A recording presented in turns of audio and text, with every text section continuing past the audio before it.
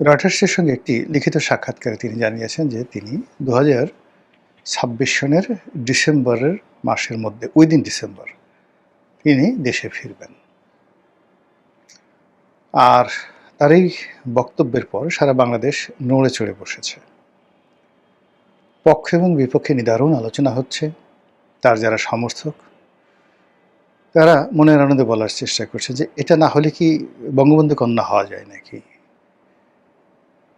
এবার তিনি সত্যিকার অর্থে বীরের মতো একটি কাজ করবেন। শেখ হাসিনা যে পালায় না, শেখ হাসিনা যে পালিয়ে যায়নি, একটা বিশেষ মুহূর্তে বিশেষ পরিস্থিতিতে তাকে বিদেশে চলে যেতে বাধ্য করা হয়েছিল এবং ওই মুহূর্তে ওই পরিস্থিতিতে তার এটা ছাড়া কোনো বিকল্প ছিল না। এই জন্য তিনি গেছেন। আবার তিনি একেবারে বিরূপ অবস্থা। তিনি জানেন দেশে গেলে তাকে জেলে যেতে হবে, দেশে গেলে তাকে ফাঁসিতে চড়তে হবে, এমনকি তিনি মবের শিকার হয়ে মারা যেতে পারেন, এমনকি তাকে মেরে ফেলা হতে পারে, আরও অনেক কিছু। তারপরেও তিনি দেশে যা আসছেন, এই যে তার যে সাহস, দুর্নিবার সাহস, এটি জন্মগত। তার বাবার এই সাহস ছিল। পাকিস্তান শাসক গোষ্ঠীর বিরুদ্ধে তিনি তার জীবনের পুরোটা জীবন সংগ্রাম করেছেন। প্রায় ১৬টি বছর তিনি মানে সেই রাজনৈতিক জীবনে 1954 থেকে যদি 70 পর্যন্ত ধরেন ১৬টি বছর তিনি শুধু জেলেই কাটিয়েছেন। তো কাজেই জেল জুলুম হুলিয়া এই রক্তের যারা বাহক, এই বংশের যারা লোকজন, তাদের কাছে এটা কোনো বিষয় না। এটা প্রমাণ করার জন্য শেখ হাসিনা তার এই বৃদ্ধ বয়সে যখন একটা মানুষ কবরে যেতে চায়, তসবিহ তাহলিল করতে চায়, দোয়া দরুদ পড়ে জীবন কাটাতে চায়, সে তখন সে ৮০ বছর বয়সে, তাও আবার বিধবা, তাও আবার পিতৃহীন না, মাতৃহীনা, ভাই বোন আত্মীয় স্বজন দুনিয়াতে কেউ নেই। তো সেই অবস্থাতে তিনি সারা দুনিয়ার বিরুদ্ধে একা লড়ছেন শুধু আল্লাহর প্রতি ভরসা করে। এটাই শেখ হাসিনা, এটাই বঙ্গবন্ধু কন্যা, এটাই আওয়ামী লীগের রাজনীতি, এই কথা বলছেন। আর আওয়ামী লীগের লোকজন আরে বাবা জয় বাংলা, জয় বঙ্গবন্ধু, ধরো মারো কাটো, খেয়ে ফেলবো। এইবার মানে তারা স্বপ্নে বিভোর যে শুধু শেখ হাসিনা আসে, আবার তারা ক্ষমতা পায়, তাহলে তারা এই বাংলাদেশে কি কি করবে মোটামুটি সব কিছু ডায়েরিতে লিখে রেখেছে যেন ভুলে না যায়। তার যারা প্রতিপক্ষ, যারা যথারীতি হুঙ্কারকে ঠাট্টা করছেন যে আরে না না, একবার হাতি যদি গর্তে পড়ে সে আর উঠতে পারে না। হাতির বাহাদুরি যতক্ষণ সে মানে গর্তের বাইরে থাকে। তো শেখ হাসিনা যে গর্তে পড়ে গেছে সেক্ষেত্রে তিনি আর উঠতে পারবেন না। আরেকজন বা আর এক পক্ষ বলার চেষ্টা করছে যে আপা এই ডিসেম্বর কেন, পারলে আজকে আসেন, আমাদের তার তর্স হচ্ছে না। আপনার জন্য জেলখানা প্রস্তুত, আপনার জন্য ফাঁসির মঞ্চ প্রস্তুত, আপনার জন্য ফাঁসির রায় রেডি করা আছে, আপনি আসবেন আর ঝুলে পড়বেন, আর আমরা আপনাকে শাস্তি দিয়ে মনের আনন্দে বগল বাজাবো। কামন কামন আপা, আসেন আসেন আসেন ম্যাডাম, আসেন জনাবা, আসেন। এরকম একটা পক্ষ বলছেন। আরেক পক্ষ বলছেন যে আসার সঙ্গে সঙ্গেই তাকে ফাঁসিতে লটকানো হবে। এই ধরনের যে হুমকি ধামকি, কথাবার্তা, পাল্টা বক্তব্য, এগুলো চলছে। তার সঙ্গে সঙ্গে আবার খুব ইন্টেলেকচুয়াল লেভেলে যারা একটু বুদ্ধিশুদ্ধি রাখেন, তারা নানা রকম বিচার এবং বিশ্লেষণ করছেন যে এখন নয় কেন। মানে তিনি সেই জুলাই মাসে না এসে, আগস্টে না এসে, সেপ্টেম্বরে না এসে, এই দীর্ঘ সময় নিয়ে তিনি কেন ডিসেম্বর মাসে আসতে চাচ্ছেন, এবং এইটা নিয়ে তারা নানা রকম কারণও খুঁজে বের করেছে। প্রথমত হলো যে আপনি যখন কাউকে ভয় দেখাবেন, ১, ২, ৩, ধরলাম, ধরো, এ সমস্ত কথাবার্তা যখন বলবেন, তখন যে অ্যাকশনগুলো হবে, যে রিয়াকশনগুলো হবে, এবং একটা সময় ভয় পেতে পেতে ভয় পেতে পেতে সে দুটো অবস্থা হবে, সে আর ভয় পাবে না। আর একটা হলো ভয় পেতে পেতে সে এতটা দুর্বল হয়ে যাবে যে যেখানে ভয়ের কারণ আছে সেখান থেকে সে মুখ ফিরিয়ে অন্যদিকে চলে যাবে।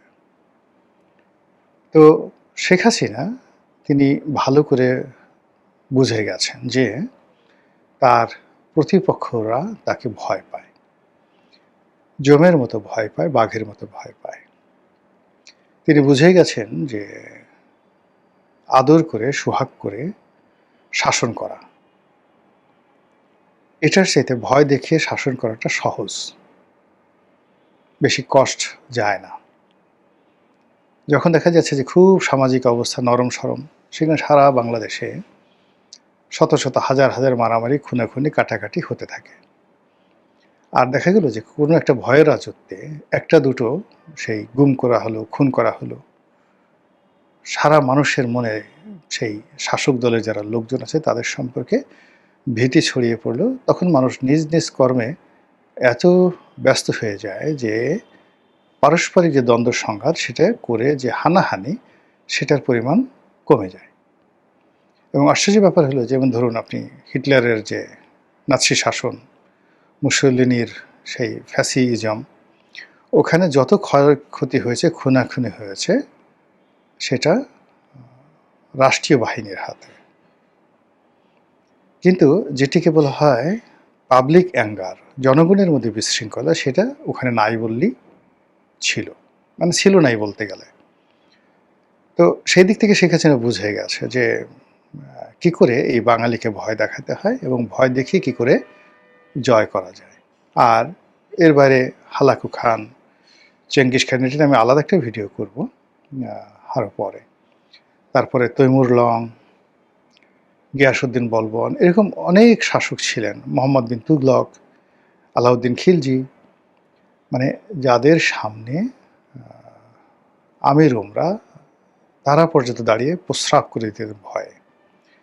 আলাউদ্দিন খিলজি বা সুলতান গিয়াসউদ্দিনের বলবনের দিল্লির রাজদরবারে তিনি ধমক দিয়েছেন বা প্রশ্ন করেছেন, সঙ্গে সঙ্গে অনেক আমির উমরা, সেনাপতি প্রস্রাব করে কাপড় চোপড় নষ্ট করে ফেলেছে। এরকম ঘটনা বহু ঘটেছে। তো বুঝেন যে কিভাবে, মানে তিনি যেখানে যেতেন সেখানে তার নিষ্ঠুরতা এমন পর্যায়ে যেত যে তার সাথে যুদ্ধ করার সাহস কেউ হতো না। তো সেক্ষেত্রে শেখ হাসিনা যে দৃষ্টান্ত স্থাপন করেছেন বাংলাদেশে, যে ভয়ের রাজত্ব কায়েম করেছেন বা করেছিলেন, তার প্রেক্ষিতে সবাই যেটা চিন্তা করছে যে আওয়ামী লীগ যদি বাংলাদেশে আসে, শেখ হাসিনা যদি ফিরে আসে, তাহলে পিঠের চামড়া থাকবে না, শরীরের অন্ডকোষ থাকবে না, কারো ঘরে বউ থাকবে না, কারো ঘরে কন্যা থাকবে না, কারো ব্যাংকে টাকা থাকবে না, কারো দোকানপাটে মাল সামানা থাকবে না। একেবারে গনিমতের মাল হিসেবে ধরো, মারো, কাটো, যা ইচ্ছে তাই করো, এরকম 7 দিন শেখ হাসিনা হুকুম দেবেন। তো এরকম অবস্থা যদি চলতে থাকে বা হয়, তার থেকে বাঁচার জন্য দুটো পদ্ধতি রয়েছে।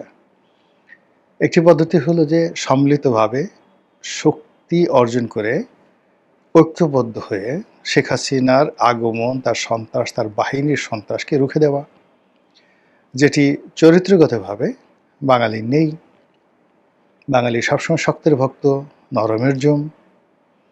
তারা যখন দৌড়ায়, আপনি পিছন থেকে ধরেন ধাওয়া দিচ্ছেন, কোনো অবস্থাতে তারা পিছনে তাকায় না, তারা দেখেও না যে কে তাড়া দিল বা কে পিছনে আসে।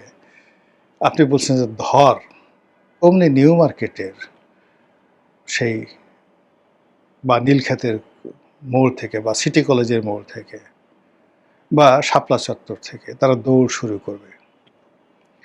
দৌড় শুরু করে 3-4 কিলোমিটার যাওয়ার পরে তাদের তখন মনে হবে যে পিছনে তাকায় দেখিতে কেউ আসছে কিনা, তাকায় দেখা গেল কেউ আসেনি। এই হলো আমাদের দৌড়ের ইতিহাস। এরপরে আমরা যখন দৌড়াই, তখন নিচে বাঁচার জন্য আমরা যে কাজ করি, পাশের যে লোক তাকে ধাক্কা মারি।